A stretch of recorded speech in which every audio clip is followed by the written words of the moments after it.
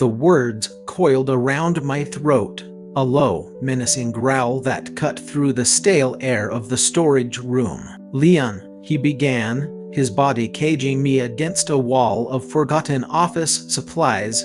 "You wouldn't want my father to discover you've been corrupting his one and only heir, now would you?" My heart hammered against my ribs, a frantic drumbeat of pure terror. My voice, when it finally emerged, was a pathetic, trembling whisper. "What is it you want from me?"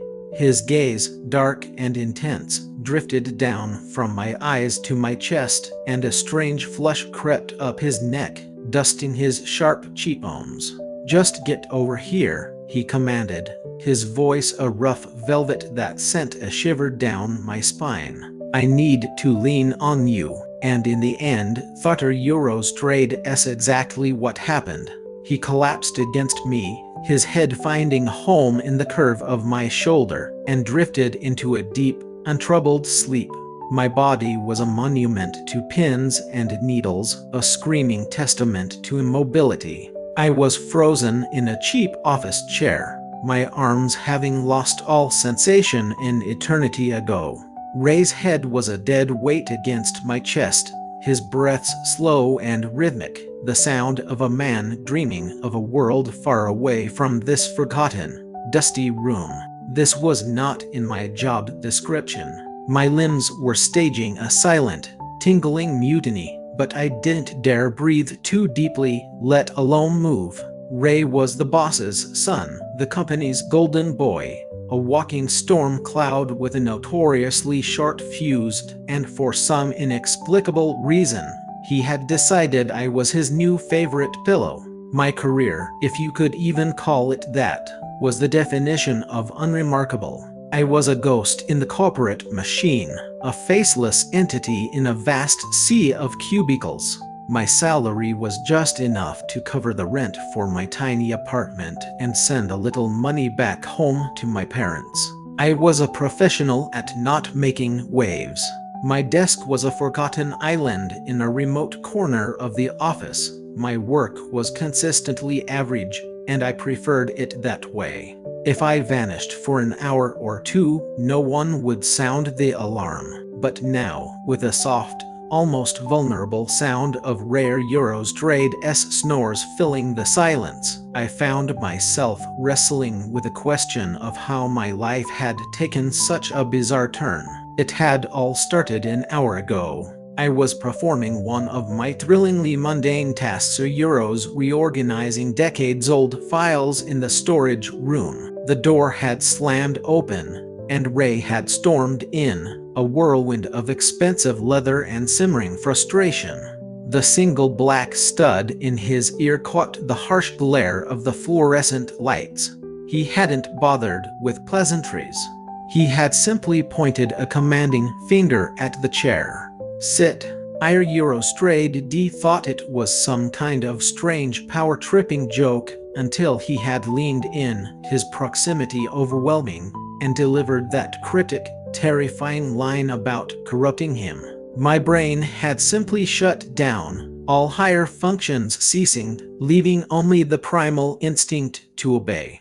Which led me to this moment, a human mattress in a forgotten room. I attempted the slightest of shifts, a desperate bid to restore circulation to my rebellious left arm. It was a catastrophic error. Rare Euros Trade's eyes snapped open, instantly sharp and predatory, the gaze of a falcon that had just spotted its next meal. I froze, my hand hovering uselessly in the air, halfway to a freedom it would never know. "Are you moving?" His voice was a gravelly rasp, thick with sleep and edged with irritation.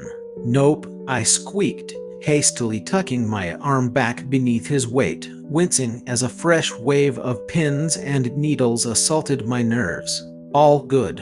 A slow, dangerous smirk spread across his lips. "Stay put," he commanded. "I'm not finished." I bit back a groan of despair. "My apologies, dear arm. You're on your own for this one." I resigned myself to my fate, staring up at the water-stained ceiling and beginning the fascinating task of counting cobwebs. Ray wasn't what you'd call an approachable person. He radiated a kind of wild, untamed energy.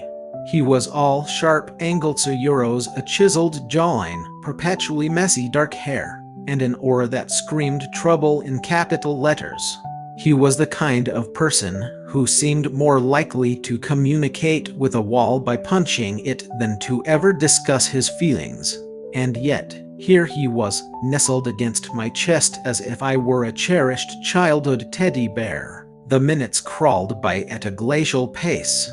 My phone vibrated in my pocket, a phantom limb I couldn't reach. What if it was my mother calling to ask about my day?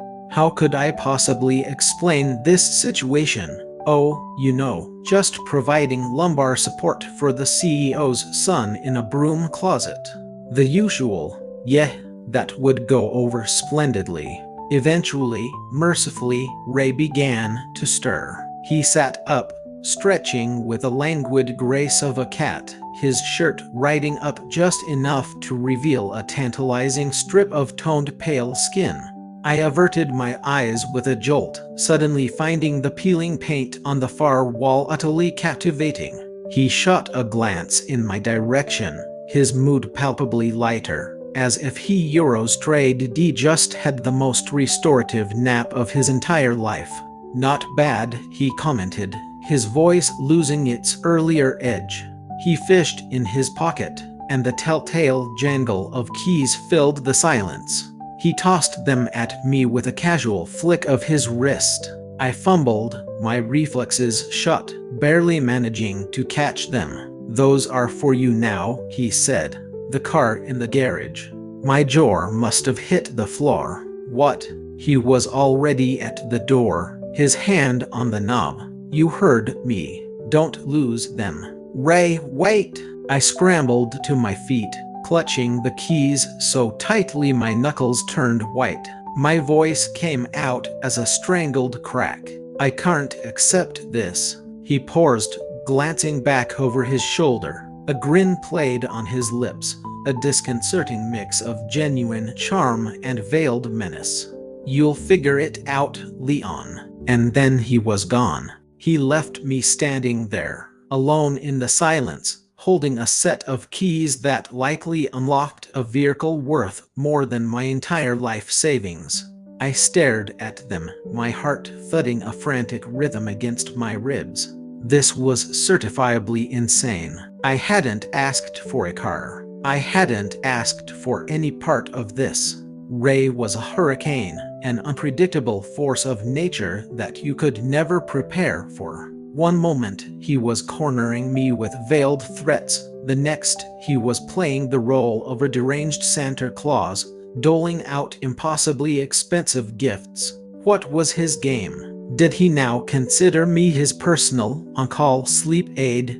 I jammed the keys into my pocket and tried to walk, but my legs felt like jelly, my arms still fizzing with a phantom tingle of their extended ordeal. I had to get back to my desk before my absence became a topic of conversation. Not that anyone would truly care, with the possible exception of Jack, who could spin this into a piece of salacious office gossip faster than you could say human resources. Back in the safety of my cubicle, I sank into my chair, the weight of the keys in my pocket a constant, heavy reminder of the situation. I didn't even have an assigned parking space, let alone any idea how to operate a vehicle that didn't sound like it was actively trying to shake itself apart. I glanced nervously around the office, half expecting someone to point and shout, but the familiar drone of corporate life continued oblivious. Phones chirped, keyboards clattered, and Jack was cackling at something on his monitor. It was just another Tuesday, except it wasn't. Ray's face kept flashing in my mind's eye, those piercing dark eyes, that infuriatingly smug grin. He was trouble, there was no question about it. The logical thing to do was to return the keys, to tell him this was a one-time service, and to retreat back into my comfortable invisibility. But a nagging feeling told me that Ray was not a man who took no for an answer. I pulled out my phone, seeking a distraction in the mundane world of emails. An overdue notice from my landlord regarding a maintenance fee. Fantastic. Another chunk gouged out of my already precarious bank account. I was composing a reply when Jacker Eurostrade's head popped over the cubicle wall, his grin far too wide to be genuine. "Leon, my man," he chirped. "You look like you went 12 rounds with a badger." Long lunge. His tone was playful, but his eyes were sharp, probing for a story. "Just a Euro's paperwork," I mumbled, fixing my gaze on my screen. "Paperwork, you say?" In the storage room, he shot me a theatrical wink, and I felt a desperate urge for the floor to swallow me whole. "Drop it, Jack." I tried to refocus on my work, but my mind was a chaotic mess. Rare Eurostrade's words echoed in my head. "You wouldn't want my dad finding out." What had he even meant? Was it a genuine threat, or some kind of twisted joke? With a guy like Ray, it was impossible to discern the difference. By the time I left the office, the keys were still in my pocket, weighing me down like a monumentally poor decision. I drove home in my rust bucket of a car, its rattles and groans a familiar, comforting symphony of decay.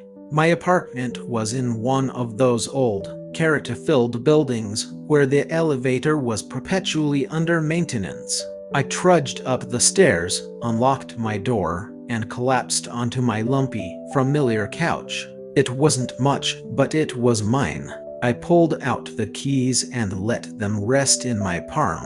They were sleek and modern, attached to a leather fob embossed with a logo I didn't recognize, but which I was certain belonged to a brand I couldn't even afford to look at.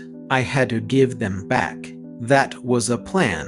First thing tomorrow, I would find Ray and make myself unequivocally clear. No more cars, no more bizarre napping arrangements, no more of whatever this twisted dynamic was. But as I lay there, my traitorous mind replayed the image of Ray's face as he'd woken up. He had looked so relaxed, almost a Euro's human. For a person who constantly seemed one minor inconvenience away from a full-blown explosion, he had seemed, for a fleeting moment, genuinely content. And that was the real problem. I didn't want to wonder why. I didn't want to care about him at all. I tossed the keys onto the coffee table with a clatter and closed my eyes. The tingling in my arms lingered, a persistent reminder of the mess I was tumbling into. Whatever game Ray was playing, I was hopelessly out of my depth. I was just Leon. Nothing special. Nobraditor Eurostrade's pillow. At least, that's what I kept telling myself. My shirt was already soaked through with nervous sweat. I was standing in the opulent VIP lounge of a high-end racetrack, clutching a manila folder I should never have been tasked with delivering. My coworker, Jack, had pawned this assignment off on me at the last possible second, babbling some excuse about a client emergency. A likely story. The truth was he didn't want to face the wrath of Ray, the boss's son, who was currently in the process of verbally eviscerating a group of men in designer sunglasses. The argument seemed to be about a significant gambling loss and a very recent, very bitter breakup. Even the lounge staff were giving him a wide berth, their faces pale as they scurried past with trays of untouched champagne. I couldn't blame them. Ray's voice had the acidic quality that could curdle milk from across a room. I hovered anxiously near the exit, my plan being to deposit the folder and make a run for it. The air in the lounge was thick with the smells of expensive leather and even more expensive cologne. but I was too consumed by anxiety to really notice.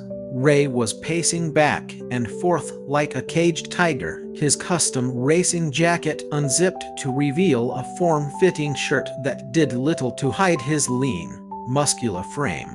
He was a man composed entirely of sharp-edged suros, his jaw, his temper, his very presence. I gripped the folder tighter, my palms unpleasantly clammy. Just hand it over, Leon, and escape. Hey you! Ray's voice cut through the ambient noise like a whip crack. I flinched, nearly dropping the folder. He was pointing directly at me, his eyes narrowed as if my mere existence was a personal affront. What is that? Oh, documents. I stammered, holding the folder out as if it were a live grenade. From the office. For you. He snatched it from my hand, his movements sharp and impatient, and began flipping through the pages with a deep scowl. Who the hell are you anyway? Leon, from accounting. I took a cautious step backward, priming myself for a strategic retreat. He grunted, tossing the folder onto a nearby table with a dismissive thud. Fine, get lost. I didn't need to be told twice. I was already halfway to the door when his voice boomed again. Wait, come back here. My legs, however, had other ideas. They carried me out of the lounge and into the sprawling parking lot at a speed I didn't know I possessed. I heard him curse behind me, something about me being faster than a damn rabbit, but I was already gone. My heart pounding a frantic rhythm against my ribs, the adrenaline of having just escaped a lion Euros trade den coursing through my veins. That had been my first real encounter with Ray, 2 long weeks ago. I had foolishly believed it would also be my last. Now, standing in the polished marble lobby of a 5-star hotel, I wasn't so certain. I was here on another mundane work errand, dropping off contracts for a client, when I saw him. Ray was lounging on a velvet couch, surrounded by a coterie of wealthy-looking young people who all had the bored, entitled air of those who had never once had to check a price tag. His laugh was loud and boisterous, his posture a study in casual arrogance, but I could still see that same simmering intensity in his eyes. The car keys in my pocket, which I had been carrying around like a guilty secret since the storage room incident, suddenly felt like they weighed 1,000 pounds. I had been waiting for the right moment to return them. This was it. Taking a deep, fortifying breath, I navigated through the chattering crowd. Ray, my voice was barely a whisper against the din. He turned, his expression morphing from bored indifference to genuine surprise. Leon, what the hell are you doing here? I pulled the keys from my pocket, holding them out as if they were contaminated. These, from the other day. I can't take them. His friends fell silent, their collective gaze falling upon me. They were looking at me like I was some strange, unidentifiable creature that had wandered in from the street. One of them, a smug-looking redhead whom I instinctively disliked, leaned forward. Who's this, Ray? Another one of your strays? Ray completely ignored him, his focus locked on me. You're giving them back.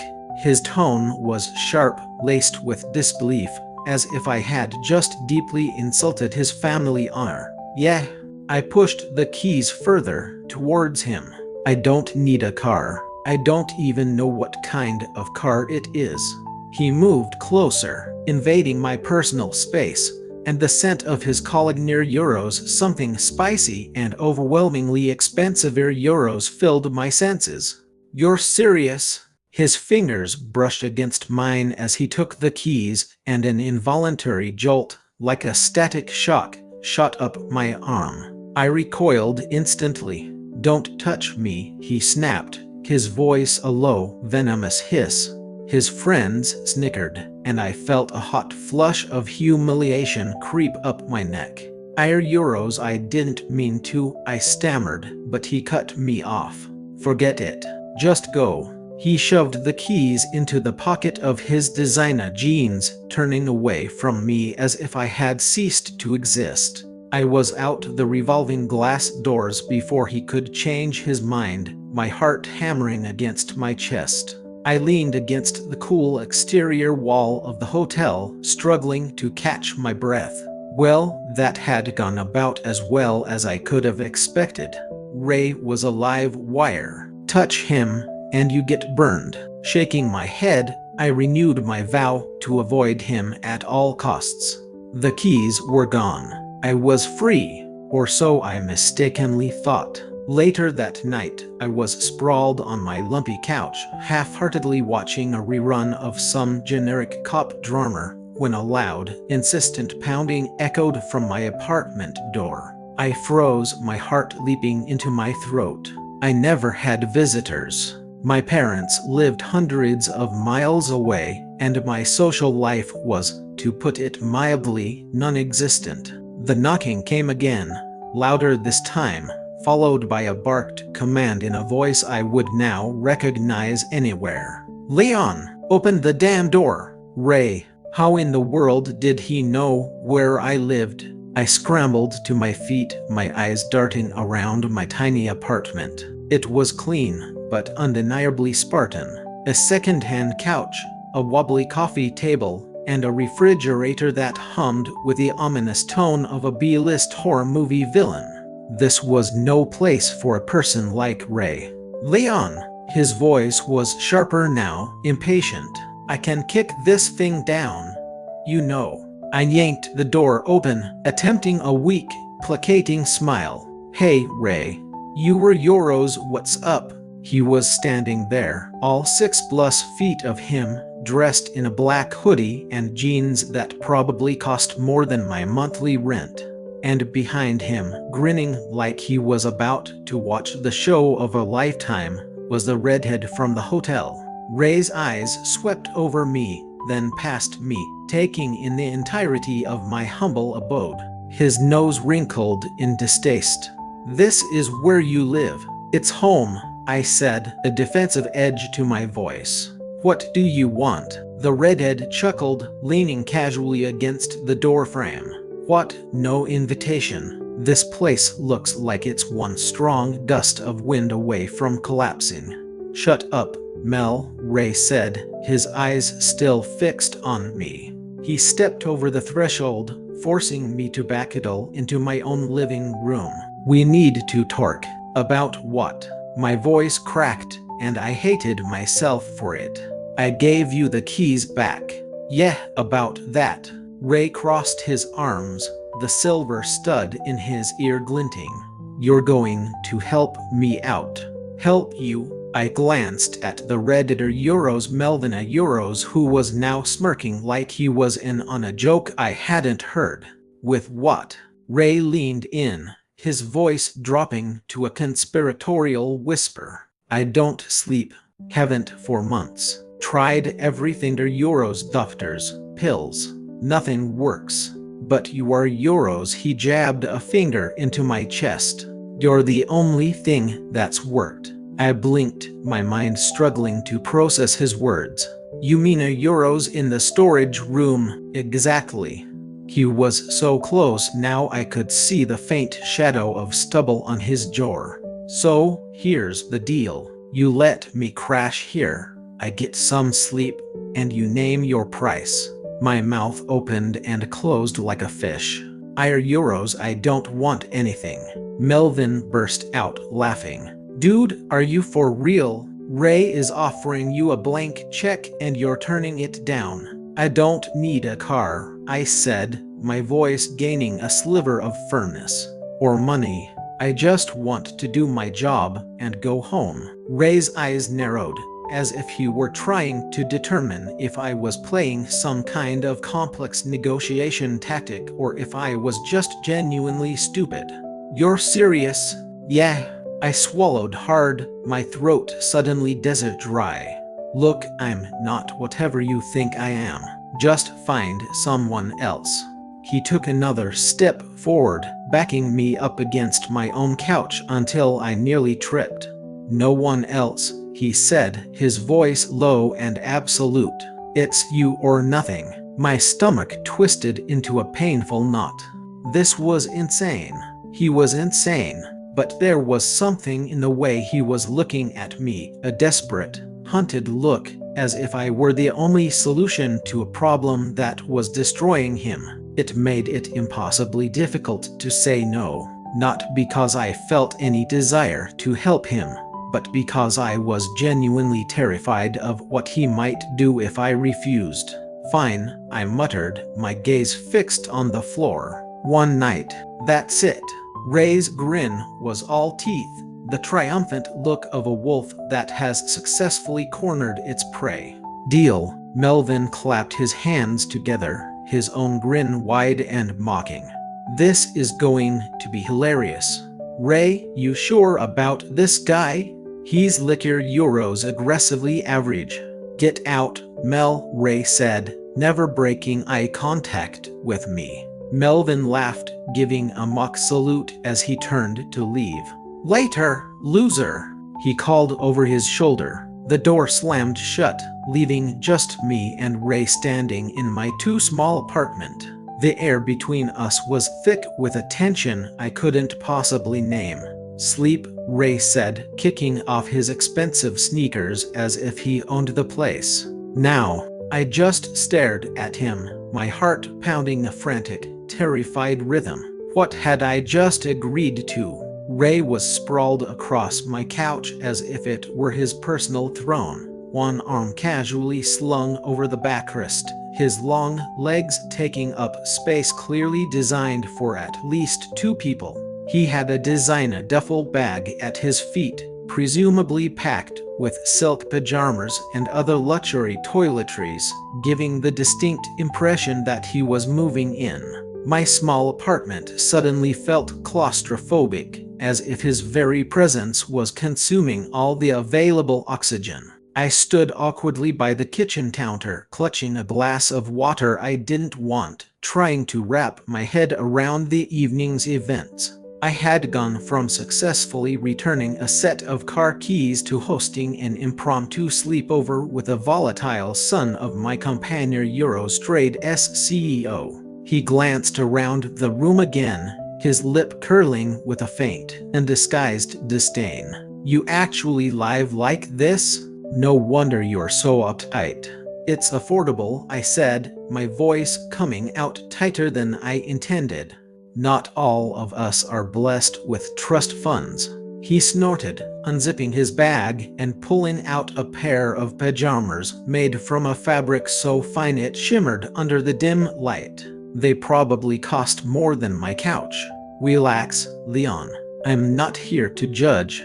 "Much." I didn't believe him for a second, but I chose not to argue. Instead, I gestured vaguely towards the short hallway. "The bedroom is that way. One night, like we agreed."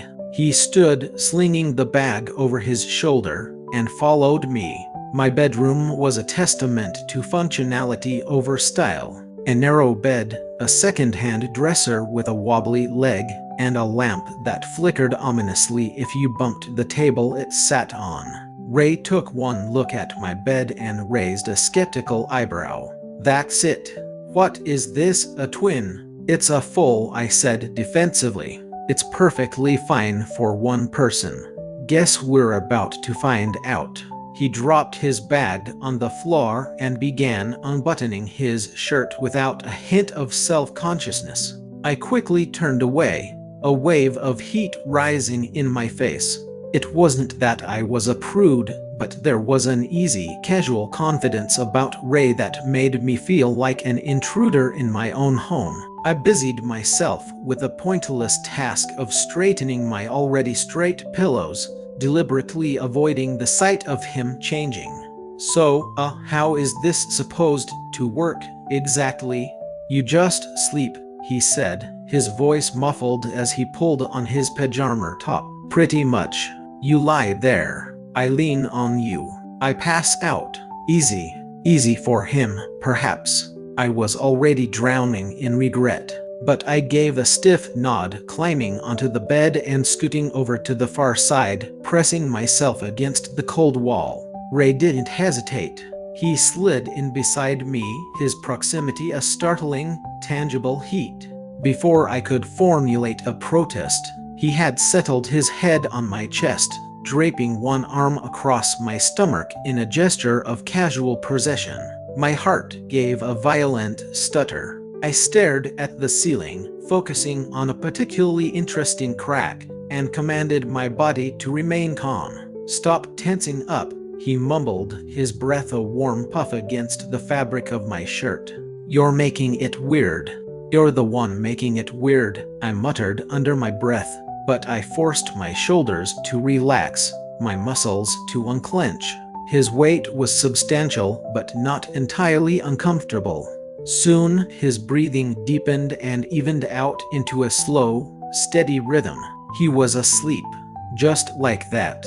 I remained awake, counting the imperfections on my ceiling, trying desperately not to think about the sheer, unadulterated strangeness of the situation. Strands of his soft hair brushed against my chin, and I caught the faint, clean scent of his shampoo euros, something subtle and expensive.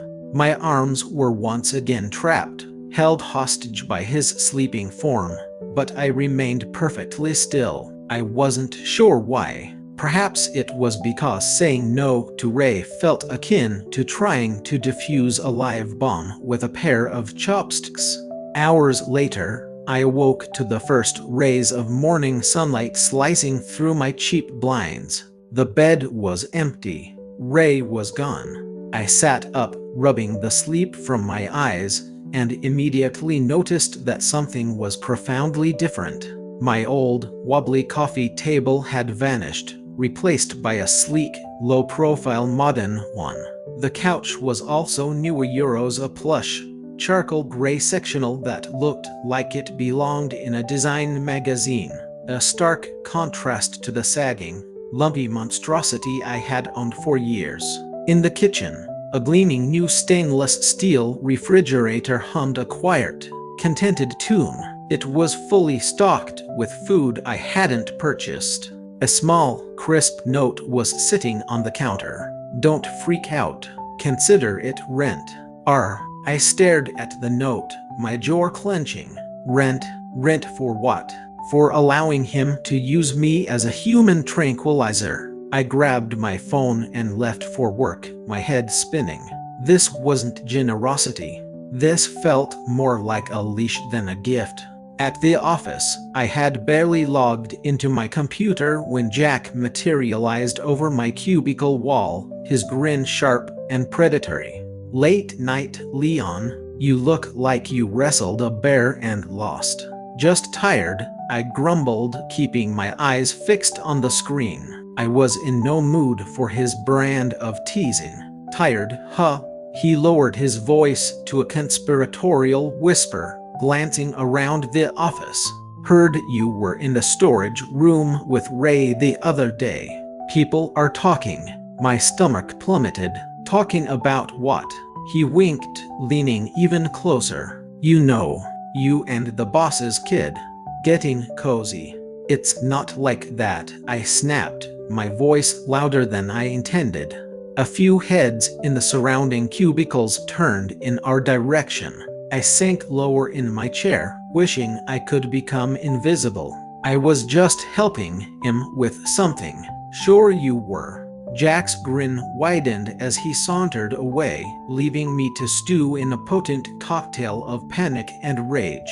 By lunchtime, the whispers were impossible to ignore. I heard my name, and Ray's, followed by insidious words like favorite and climbing the ladder. I wanted to stand on my desk and scream that it wasn't true, that the reality was far stranger and less calculated than they could ever imagine. But how could I possibly explain Ray sleeping on my chest without sounding completely unhinged? I was halfway through a mind-numbing spreadsheet when my phone buzzed. A text from an unknown number. "Be home tonight. 8 sharp."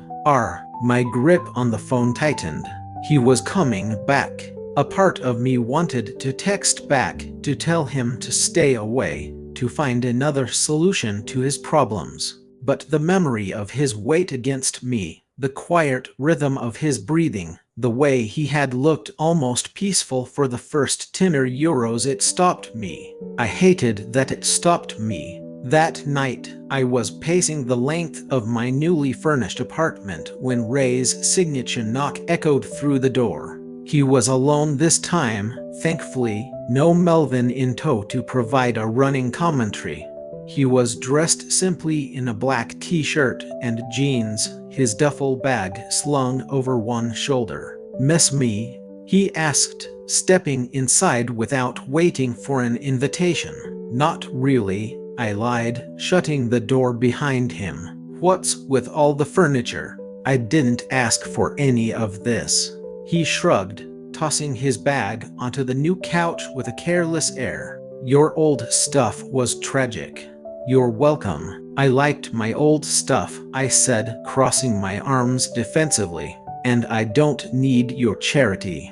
"It's not charity." He turned to face me, his dark eyes locking onto mine. "It's an investment. You're helping me sleep. I'm making sure you don't live in a dump." I opened my mouth to argue, to protest, but he was already walking towards the bedroom. "Come on, pillow. Let's do this." I followed him, my jaw tight with frustration. He was infuriating, arrogant, entitled, and far too comfortable in my personal space. But as he settled against me moments later, his head resting in its now familiar place on my chest, I felt that same strange sense of calm wash over him. His breathing slowed, his body relaxed, and for a moment, I forgot to be angry. He was asleep, and I was trapped, my arm once again pinned beneath him. I stared up at the ceiling, my mind a whirlwind of conflicting emotions. This couldn't continue. I wasn't his employee, not in this capacity. I wasn't his friend. I was definitely not his anything else. But the simple, undeniable reality of his weight, the steady, rhythmic rise and fall of his chest, made it impossible to push him away. I told myself it was just one more night, just one more. But deep down, in a place I didn't want to acknowledge, I knew I was lying to myself. My legs were staging a full-blown rebellion, a symphony of cramps and pins and needles. I was pinned beneath Ray's considerable weight on the plush sofa in his office's private rest area. Euros, a piece of furniture that looked like it had been lifted from a penthouse suite, not our corporate high-rise. It had been 2 weeks since Ray had instituted this new ritual: mandatory lunch break naps. His head was resting on my chest, his breathing warm and even through the fabric of my shirt, as if I were his own personal sedative. He was completely unconscious, one arm slung possessively across my torso. I was trying to remain perfectly still, but my calves were screaming in protest, and my brain was a chaotic mess, replaying images from a website I had stumbled upon the night before. It had been a complete accident. I'd been Googling chronic insomnia, hoping to find some logical explanation for why I, of all people, was apparently Ray's cure. One errant click had led me down a rabbit hole to an online forum, a space filled with anonymous stories from men who were falling for other men. It was a world I had never considered before. Words I'd only ever seen in movies, like chemistry and tension, appeared over and over. And suddenly, my mind was conjuring images of Ray Euros, his sharp, defined jawline, the unnerving way his eyes sometimes lingered on me for a fraction of a second too long. My heart had been performing this irritating, fluttery little dance ever since, and it was seriously freaking me out. I attempted a minuscule shift, a desperate plea to my legs for mercy. Ray mumbled something incoherent in his sleep, his grip on my shirt tightening instinctively. Quit squirming, he slurred, his voice thick and drowsy. Sorry, I whispered, freezing instantly. My phone was a tantalizing weight in my pocket, but I wouldn't dare risk checking it. Not with Jack and the rest of the office gossip brigade already whispering behind their hands whenever I walked by. Just yesterday, I had caught them staring as I exited Ray's office, Jack muttering something about special treatment. I had wanted to scream that I wasn't sleeping my way to a promotion, that the reality was far more bizarre. But how could I possibly explain this arrangement without sounding like I had completely lost my mind? The door to Ray's office swung open, and I flinched. It was just Dale, his impeccably dressed assistant, delivering a lunch tray. He didn't even bat an eyelash at the sight of us. It was as if finding his boss passed out on top of an accountant from the third floor was a perfectly normal, everyday occurrence. Lunch is here, Dale announced with professional detachment, setting the tray on the coffee table and departing as quickly as he had arrived. Ray stirred, slowly sitting up with a deep yawn. His hair was a chaotic mess, and for a moment, he looked almost vulnerable. "You eat yet?" he asked, reaching for a sandwich from the tray. "I was going to, hit the cafeteria," I said, vigorously rubbing my legs to try and coax some life back into them. "Forget that. Eat this." He shoved a plate towards me. It was laden with grilled chicken, a fancy-looking salad, and other things I would never dream of buying for myself. "You're too skinny." I bristled at the comment. "I'm fine, thanks." But my stomach chose that exact moment to betray me with a loud, pathetic growl. I took the plate, deliberately avoiding his gaze. He had been doing this a lot lately, buying me things. A few days ago, a delivery had arrived at my apartment containing clothes. Designer shirts, jeans that fit me better than anything I had ever owned. I had tried to refuse, but Ray had simply stated, "You look like a thrift store reject. Take them." We ate in a comfortable silence. It was unnerving how quickly I was becoming accustomed to his presence, his habits, his proximity. Too quickly. That forum had made me paranoid. Was I reading too much into all of this? Ray was straight. At least he presented himself that way. But the way he leaned on me, the way his lips would curl into a smirk whenever I blushed, it was scrambling my brain. Back at my desk, Jack was lying in wait, his grin sharper than ever. "Another lunch date with the prince?" he teased, his voice just loud enough for the entire department to hear. "It's not her date," I snapped, my face feeling like it was on fire. "He just needed help with something." "Sure," Jack said with a theatrical wink, and I had the sudden, violent urge to crawl under my desk and disappear. The whispers were getting louder now. I was hearing words like pet and kept man floating through the office air. I tried to focus on my spreadsheets, but my mind was a million miles away, stuck on the memory of Ray's weight against me, the warmth of his breath on my neck.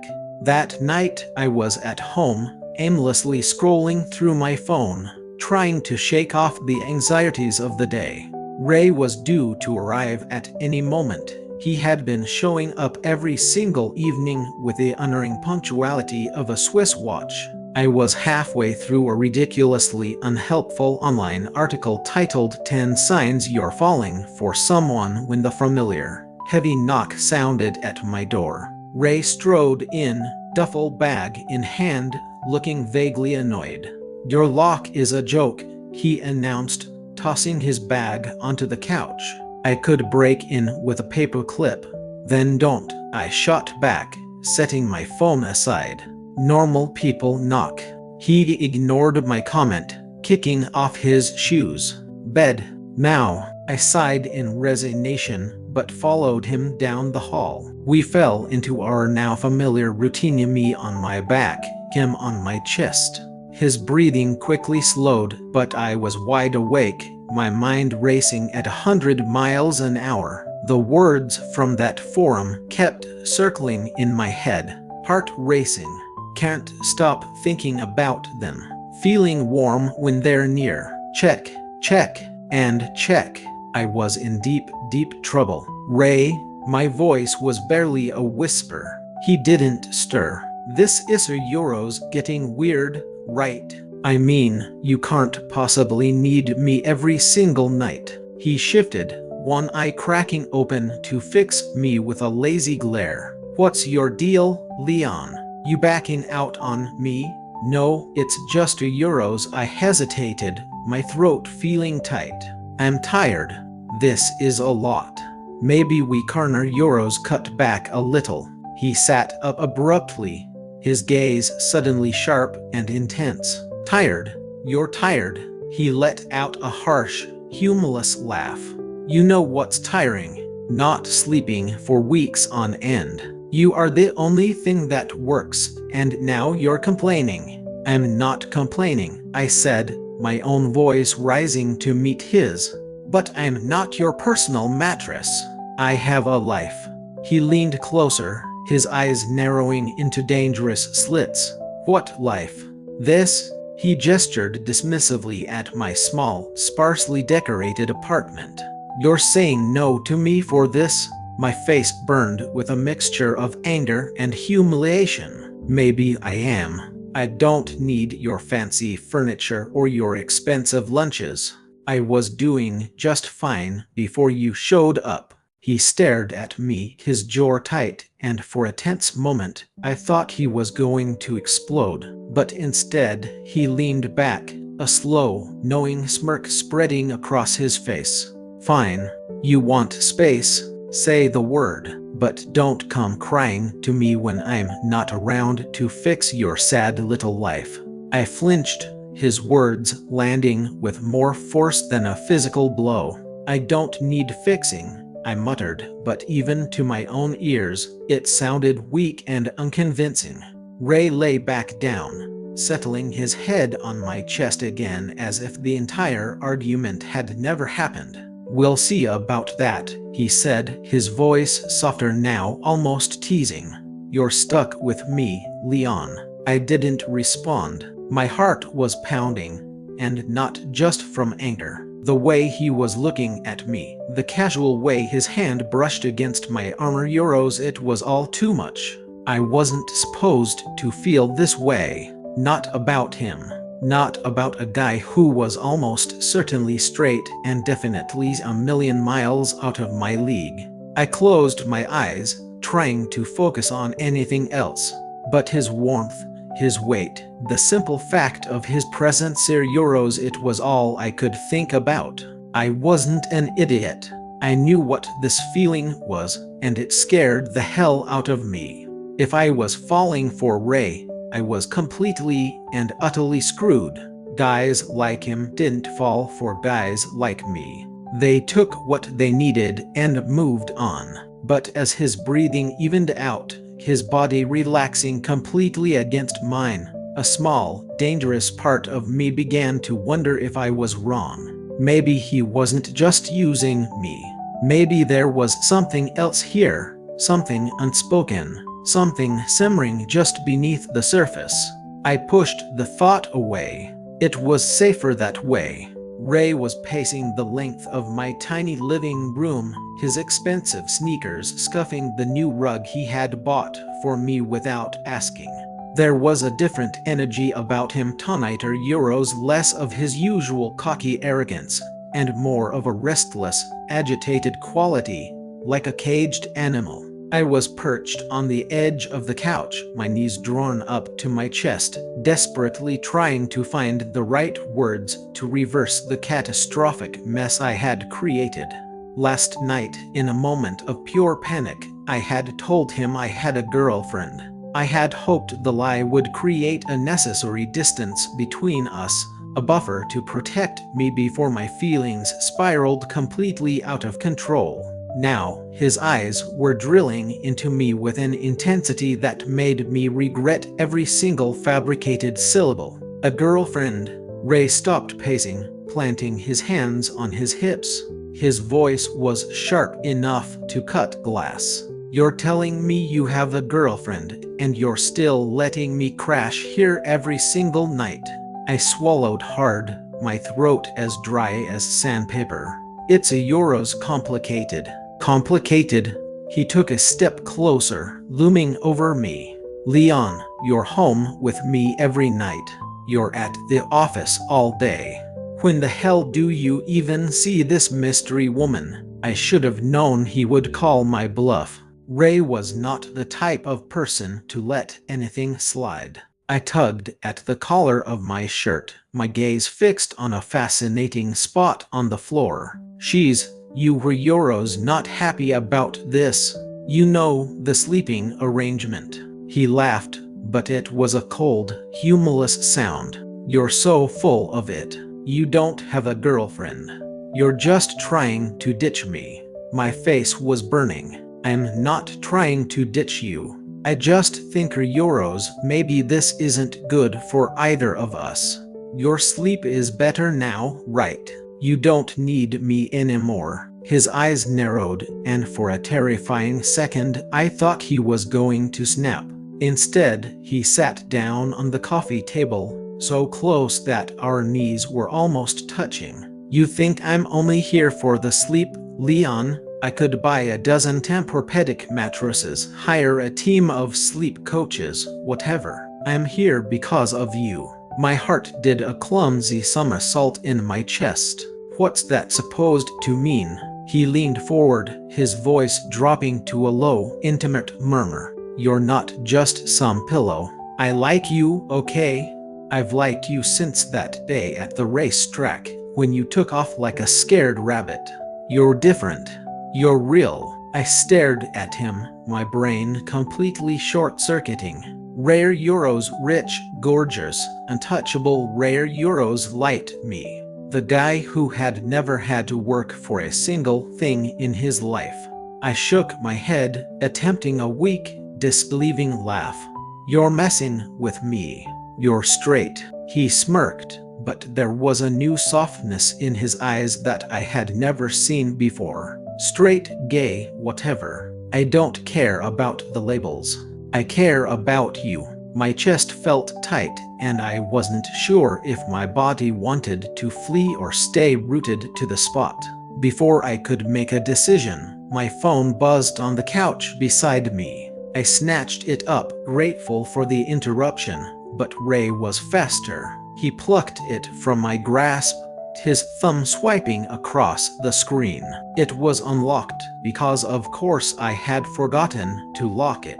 His eyes widened in disbelief. What the hell are these? He was scrolling through my photo gallery, his voice a strange mixture of amusement and incredulity. I lunged for the phone, but he held it just out of my reach. Give it back. Not until you explain this. He turned the screen towards me, and my stomach plummeted to the floor. Displayed on the screen was one of the many photos that had been circulating in the office group chat. It was a picture of me and Ray, crudely photoshopped into a cheesy, romantic embrace, with animated hearts floating around our heads.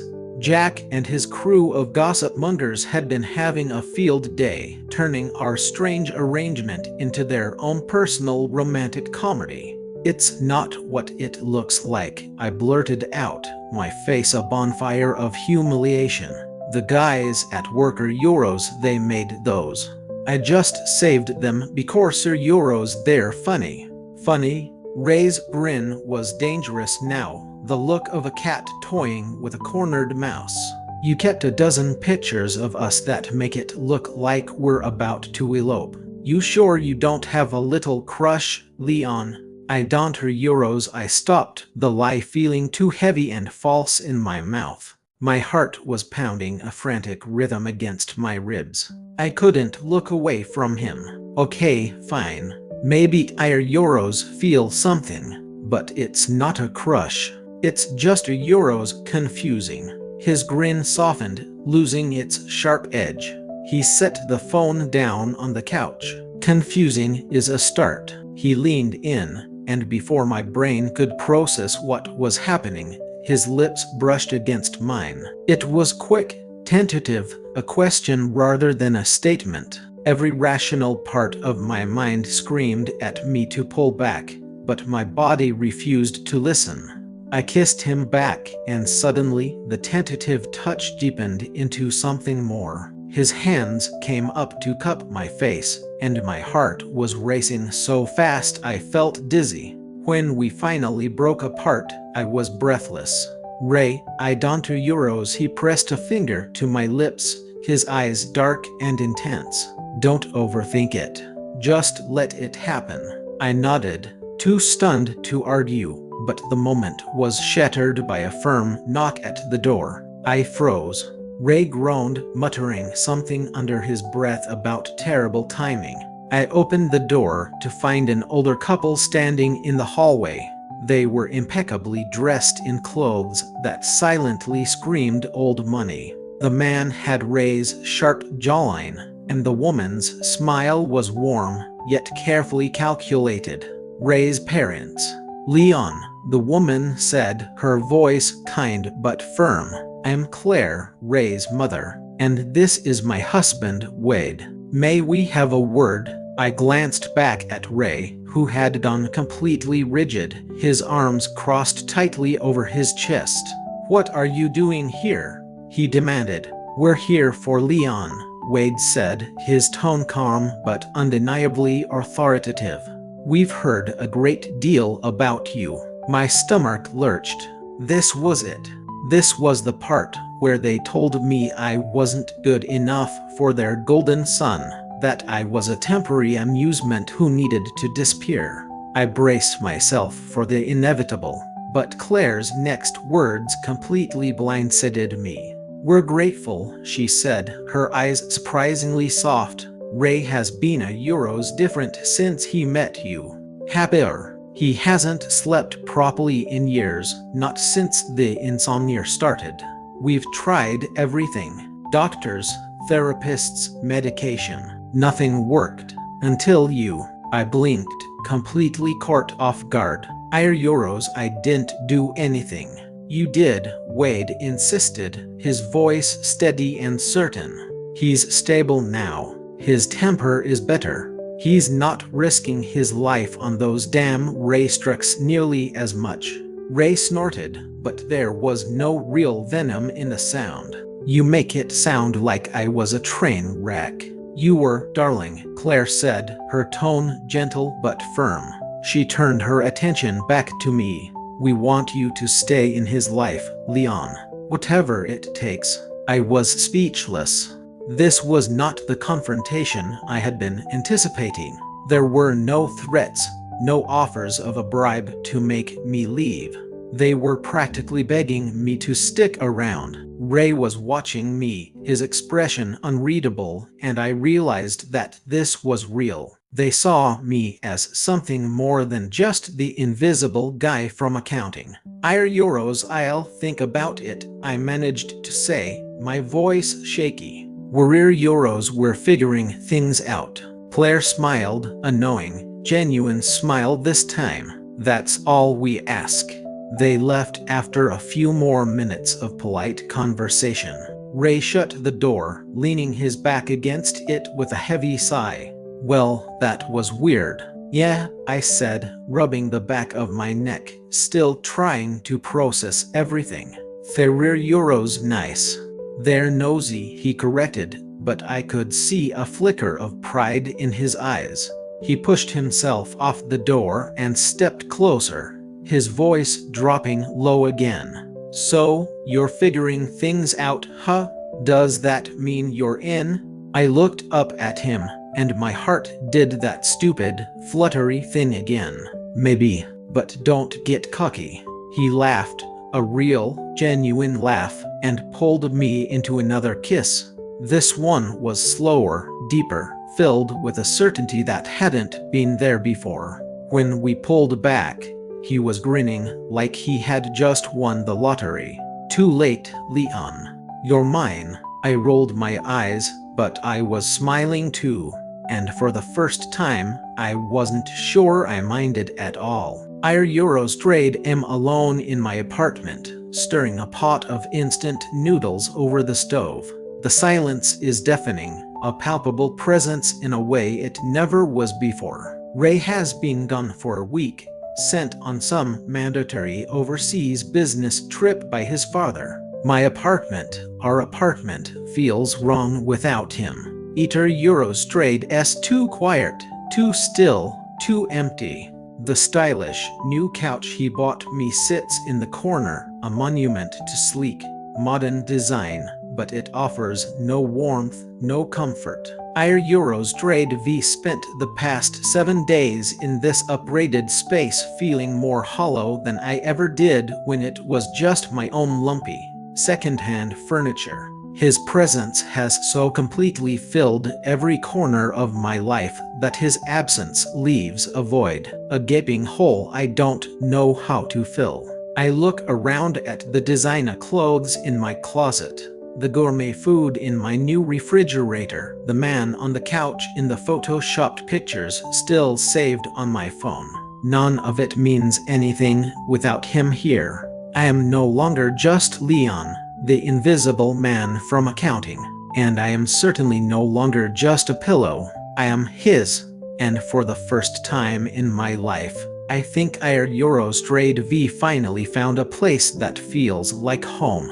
So, what do you think will happen when Ray finally returns from his trip? Will they be able to make this strange, unconventional relationship work out in the real world? Let me know your thoughts down in the comments.